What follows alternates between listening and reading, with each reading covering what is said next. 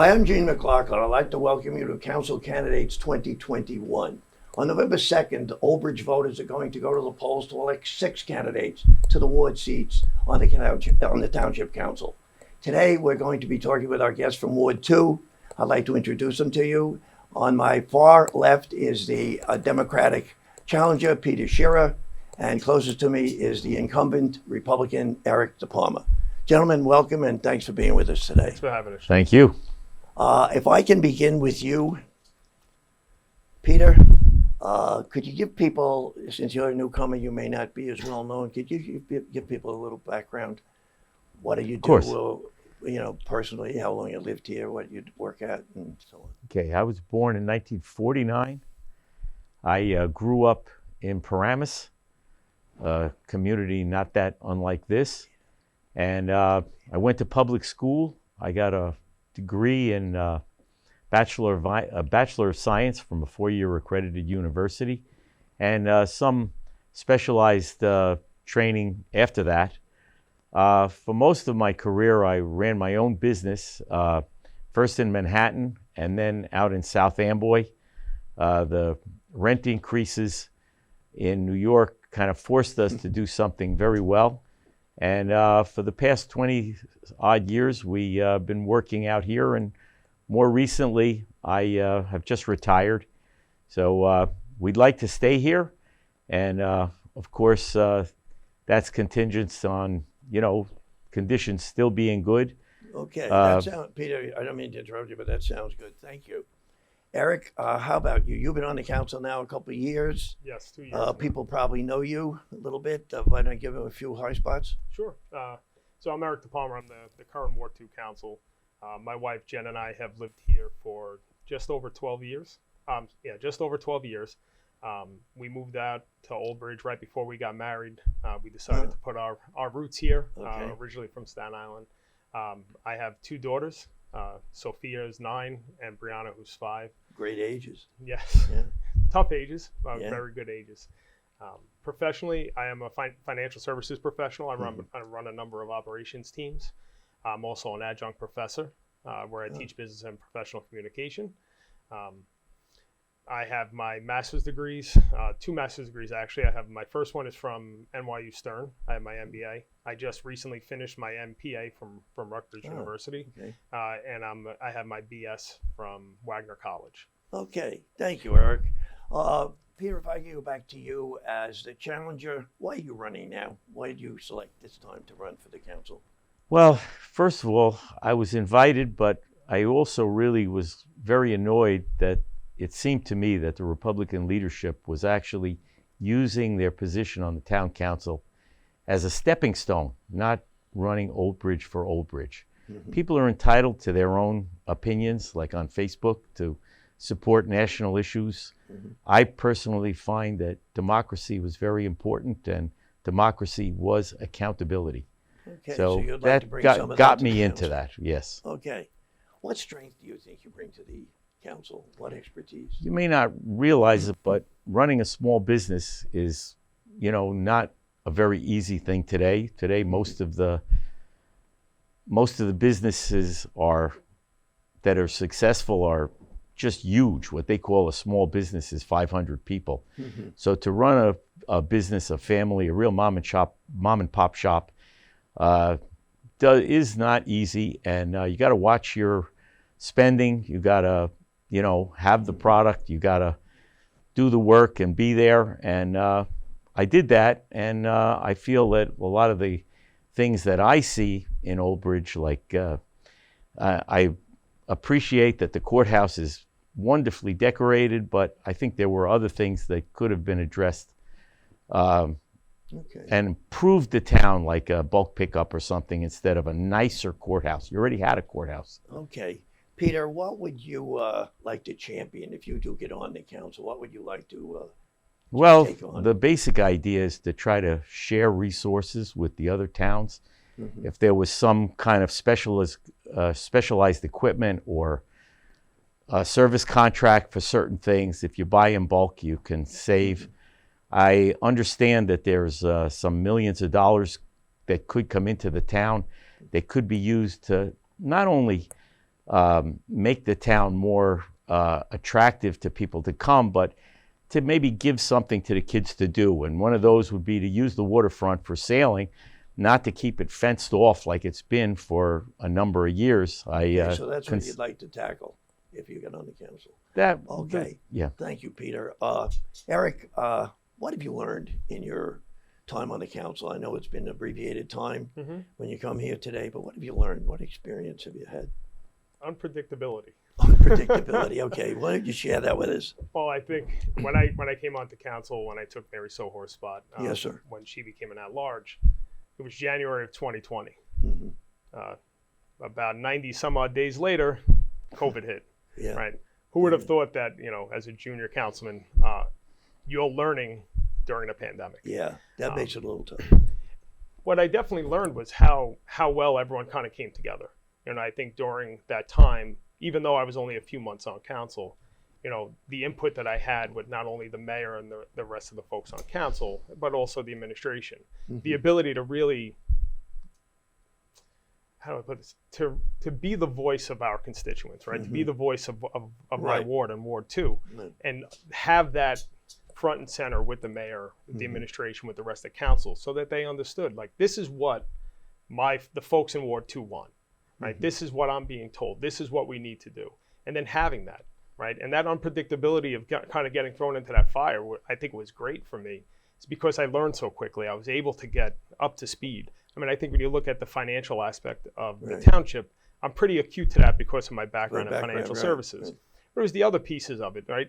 Baby steps. My baby steps were 1, 2, full marathon. Full, yeah. Right? What's your biggest satisfaction been, would you say, if you had to chalk it up? I would say just being able to help the folks in the ward. For something as little as, maybe there's a drain problem, or maybe that the road needs to be looked at and be put onto the paving contracts. Things like that, being able to help the individual, right? And not just the entire township, it's the individual within the ward. And that's the most fulfilling thing that I've had so far in being a council person. Okay, thank you. Peter, if I can go back to you, when you look at the ward, let's look at the township first broadly. What do you see as the biggest challenges or the biggest issues facing the township? And I think you just articulated a few of them. Well, inflation is coming, and the town resources are hopefully fixed. I see that a lot of the present town council has focused on short-term gains and not the long game. By that I mean that if you develop thousands of apartments are necessary. It's really good to have all income levels supported in the town. But when there's a large influence of apartments, and I saw previous previous discussions like this with you, and I think Mary Sohor, they were complaining at that time about not allowing overdevelopment at one time. So development is kind of natural, but as the schools kind of empty out, then you can let the right number of people in so that the town can use the resources it already has, not to overdevelop one particular type of housing at any one time, which the costs of those things in education and infrastructure will come on a little bit later. They only see the extra income from the extra ratables in the short term. Pete, how would you address this, though, if you were on the council? What would you do to bring this about? What you're trying for? I think it's admirable, but what would you try to... I'm just astounded that, Mary Sohor at one particular point was actually talking about not wanting the development. And the next thing you know, even more recently, there's, again, thousands of apartments coming in. So it's just overdevelopment, not only here, but I also noticed in Cliffwood Beach, there's the glassworks down on Cliffwood Avenue, I guess it is. It just seems like a huge shock to the system at one time. It just goes against the natural grain. Okay, what's the biggest issue you see in Ward 2? Well, I see Ward 2 as the average of the shore kind of community and the more forest community down in Ward 6. So we kind of even out where I don't see that many issues unique to Ward 2. Okay. Erik, if I could follow up with you on that, what do you see as the biggest challenge facing the township? You agree with Peter, or you have a different point of view? Well, I have a different point of view. Just to touch on the overdevelopment piece, I think we've done actually a really good job in curtailing that overdevelopment. You know, just Route 9 corridor. I mean, it's not Ward 2, but that was zoned back in I believe it was the early 80s for residential. So there's the potential of thousands of homes going there. You know, with the use of the redevelopment plans and the stuff that's available to townships, we're able to now get away from that residential, and we're getting light warehousing, right? And folks might think it's like the big Amazon warehouses, and it's not. It's that light industrial warehousing that you see. Something that's not going to bring an absorbent amount of traffic to the township, but it's going to bring very good ratables. It's going to take the school system out of the equation, because we're not putting new families and new children in the schools. So it allows us that, and infrastructurally as well, you know, that there's less of a drain on the infrastructure. But I think one of the major things, at least in walking around and talking to the constituents, it's affordability of the state, right? You read in the news, you look at things everywhere. New Jersey is one of the most expensive states to live. Yeah, Mr. Murphy's being criticized for that. Yes. And I think we've done a wonderful job in keeping the municipal taxes low. Just last year, you know, for this year, it's a 0% tax increase from the municipal aspect. So I think we're doing a good job in making sure that we're keeping the township as affordable as we can, while preparing for the future. Because like everyone, everything is going to go up, right? But as we're able to prepare and, you know, keep that down, you know, we keep the township affordable. Okay. Ward 2, any challenges there? I mean, when you look at the challenges of as opposed to the township broadly, just looking at the microcosm of Ward 2? I think we all share similar issues, right? Whether it's affordability, the worry of overdevelopment. I think when you talk to folks, the biggest issue that folks have right now is what's going on in the state. And I try to tell people, whenever I speak to them and they ask me these things, I can control what happens here, right? I'm worried about local. My concern is Ward 2. My concern is Old Bridge. I'm not concerned about what's going on at the state level, at the federal level. As a councilman, I don't have, you know, as most people know, I don't have that control over what's happening at the state level. But I do have control over what's happening here. Okay, thank you. Folks, we're getting ready to take a break right now. I'm talking to our guest from Ward 2, our challenger in the election, Peter Shearer, Democrat, and the incumbent, Erik DePalma, the Republican. We'll be back in a moment to continue the discussion. Please stay with us.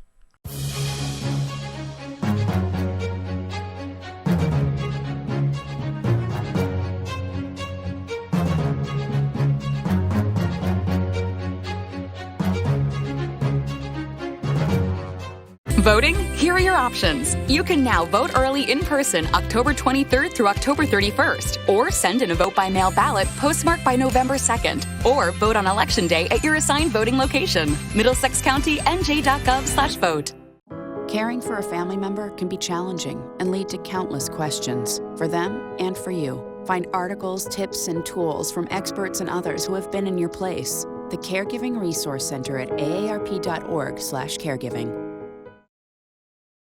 Opioid dependence can happen after just 5 days. Know the truth, spread the truth.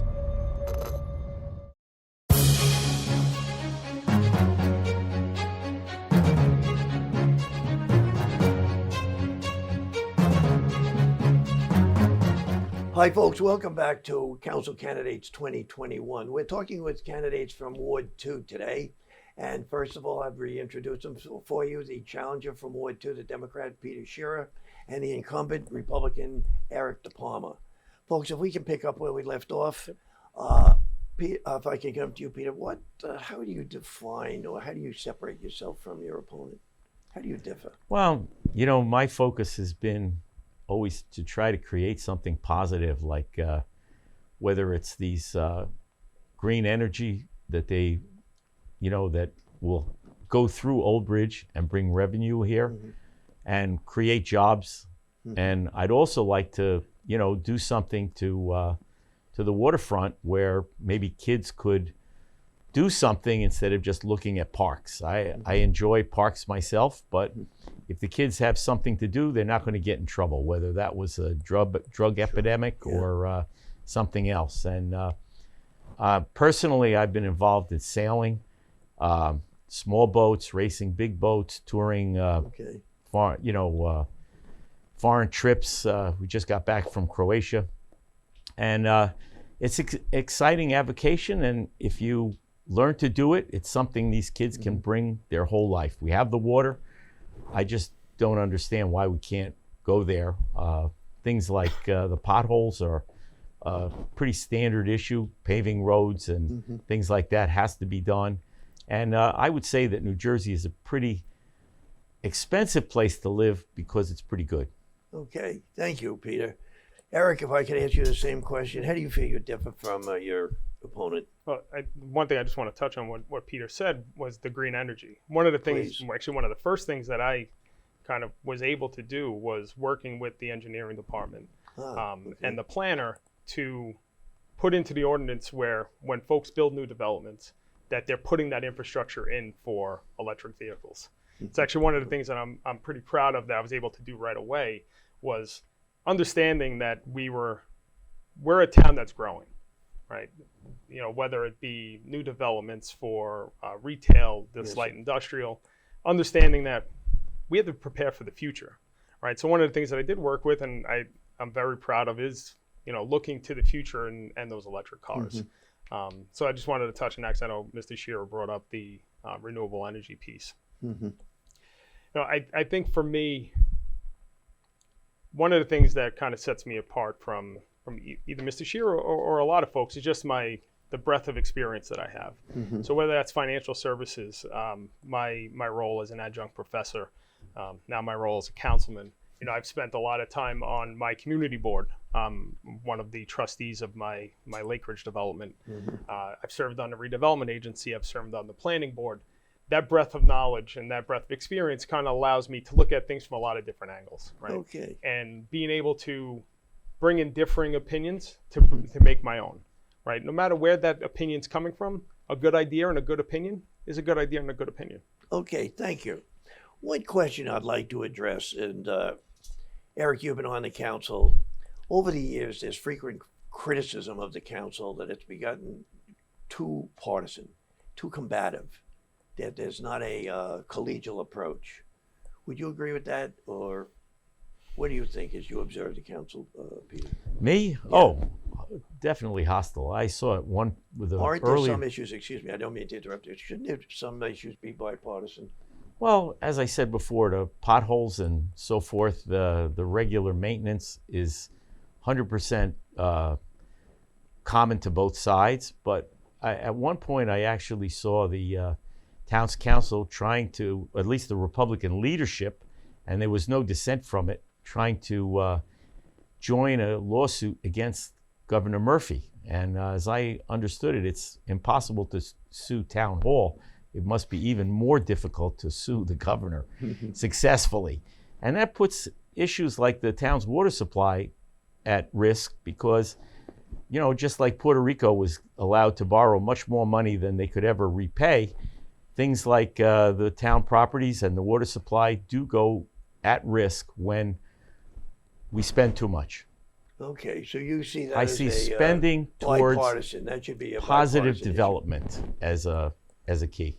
Erik, you've had a couple of years there now. What do you think when you sit there meeting to meeting and observe the workings of the council? What do you think? My opinion is I think all issues are nonpartisan. Right? I don't think every issue that happens in this state, in this town, in the ward affects everybody. Right? Whether you're on one side of the fence, you're on the other side, or you're in the middle. Every issue affects everybody. So it's being able to bring in all of those opinions of what people need and what their desires are, what their wants are, and bring that together and make a decision that's right for the ward and the constituents. Okay, thank you. We're having a gubernatorial race this year at the same time that you folks are running. What impact do you think that Governor Murphy's campaign is going to have on the campaign, on your campaign? Governor Murphy being at the top of the ticket would be something that drives more people to vote, which is more in line with my idea of one man, one vote, that democracy was the secret sauce that made the country great. Okay. And democracy is accountability. And when I saw, I was told that in one of the last mayor election, that there was only one voting machine for all of Lawrence Harbor. I was very upset that the town council could let that happen. And you know, the other voting places were staffed with quite a few voting machines. So they certainly shouldn't have let one voting machine, you know, create undue lines which would restrict But you think free that's voting. a function of the gubernatorial race? Or? No, that's not a function of the gubernatorial race, but it's, you know, it's a fact. Okay. What do you think, from your perspective, Erik, as the incumbent? You think the race is going to impact, I mean, Peter's a Democrat, Mr. Murphy is a Democrat, and, you know, what do you think? I would hope, based off the last 4 years, that the governor's race and the state of New Jersey brings more folks out. In our last governor election, I believe it was 30-some-odd% of the populace actually voted. It's amazing. Yes. So I think that we will drive more people to the polls. But I would hope that the folks in the ward just look at me as the candidate, not as the Republican candidate in column B, but as the candidate that's looking to help them out. And I know there's a lot of talk, and you hear a lot of things. Well, you know, vote down the ticket. I was just going to ask you about that. Vote down the ticket. Yes. What about that? With the governor at top of the list. My opinion is vote up the ticket. The most important person in this race is your ward council, and it's those people that directly affects you, right? Directly is the person that represents you as a ward constituent. So a lot of people say, oh, you know, top of the ticket down, right? Governor down. Right. I say, you know what? It should be council up, because we're the ones that are going to affect your municipal taxes. We're the folks that are going to be able to get your roads paved. Right. We're the folks that are going to be able to help you on a day-to-day basis. Okay. Peter, that brings up a good point, though, as Erik is mentioning. He sees it going from the bottom up. What do you think? Do you think that people do tend to vote from the top down, particularly when you have the governor leading the ticket? As I said before, help you as a Democrat, that people go right down the... I think, unfortunately, a lot of people don't take the time to educate themselves properly. And a democracy depends on an educated, informed public. I see a lot of commuters just would, you know, hear more ads for the top of the ticket and vote down, but everything is important. It's not just the top, it's not just the bottom, it's the whole system. Okay. One last question, if I may. Driving around town, a lot of posters are out there. They do any good? What do you think, Erik? You have a lot of Erik DePalma, vote for Erik DePalma posters and signs. What do you think? They help?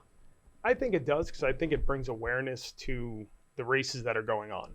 Right. I think last year we had tons and tons of signs. Right. I think this year, obviously, a little bit subdued, but we have a lot of important races. I think as folks kind of see those come out, and they see, you know, mine sign says Erik DePalma for Ward 2. Oh, I live in Ward 2. There's a race. Maybe I should start to educate myself. I think it brings awareness to the folks that are driving around town, driving around the ward, you know, maybe walking with their children, that there is a race going on, and that they need to educate themselves on the candidate. Okay, thank you. Do you think it signage? Well, I haven't to this point invested in any signs. I kind of find it a little odd that people put their name, vote for me, as opposed to my ideas. We put out some door hangers, and we have a website, Shearer for obcouncil.com, where you can actually get some direction on who I am and what I'm trying to do. Okay, thank you. Well, I think we've come to that point in this discussion where you've got to make a pitch to the representatives of the township, of the residents. Peter, let me let you go first. Why should people vote for you? Why should they send you to the council? Well, I'm a total outsider. I have no political history here. I have been in the leadership of a few clubs and so forth. So everything that I do will be a fresh look. Mm-hmm. That's why they should vote for you. Yes. Okay. And where are you on the ballot? I'm on column A. Column A. Okay, good. And Erik, why should people send you back to the council? I think if folks have watched council meetings over the past 2 years, I think they've seen my demeanor.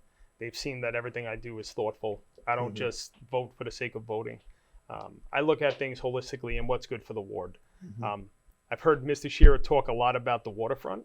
That's all well and good, the waterfront. The waterfront isn't Ward 2, right? The waterfront is Ward 1. Ward 2 is unique in our own aspect, right? And we need to focus on what's happening in Ward 2.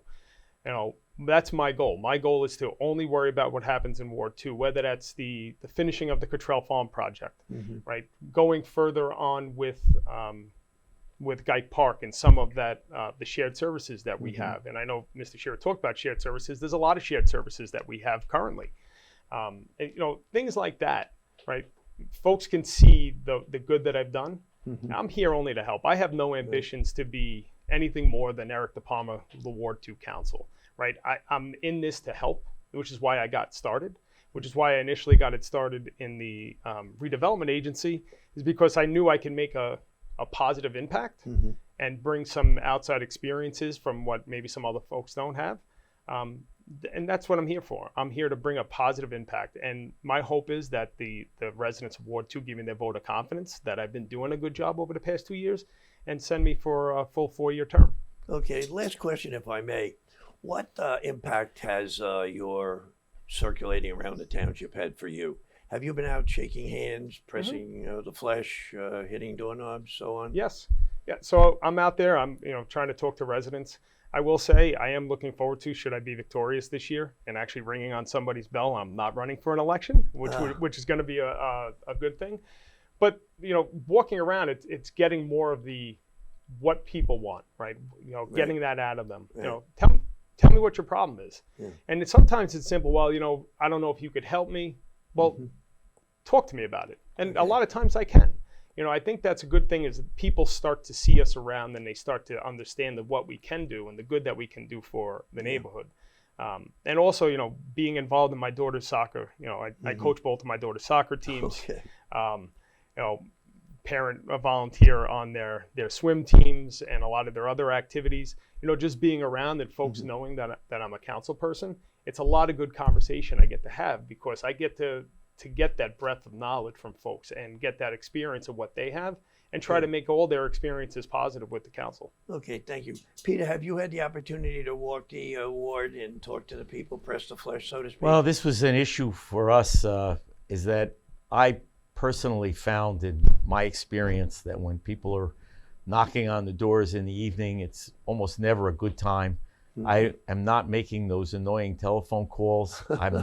But in my travels during the day, I do speak to people, and I've gotten some good opinions and spread my own opinions around, just as Mr. DePalma would, have his own Facebook page. I just did that personally. I don't have a real presence on Facebook. Okay, well, gentlemen, I want to thank you very much for coming in today. Thank you, Gene. I want to wish you the very best out there on the trail. Each of you go out and do a good job, and we'll see what the voters say on November 2nd. Yeah? Folks, that's been council candidates for 2021 for this time. We're going to be bringing you interviews with all of the candidates in this campaign.